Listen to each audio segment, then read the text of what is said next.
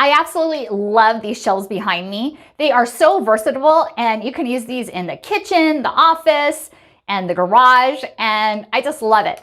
But the next thing I love is S-hooks to make it so much more easier and practical to hold so many more items. And so I bought this 30 pack. These S-hooks, you can use it for so many things. You can use it for hanging pots or flower pots in the garden, and I really like it. So let's open this up. Okay, let me show you a close-up of what it looks like. You get 30 S-hooks in this package. This is made of alloy steel and very heavy duty and durable. I also like that it has this zipper closure so you can store it when not in use. So now let's open it and try it out. The cool thing is, since I didn't need to open up all the package, I could have just opened this little piece right here. And this is what it looks like. As you can see, it's smaller on one side and bigger on the other. And let's put these on.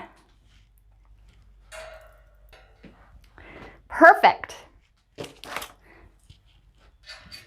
And I could now add items that I need within my reach very easily and quickly.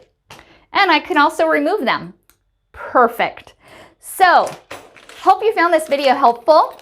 Thank you for watching, and hope you have a great day.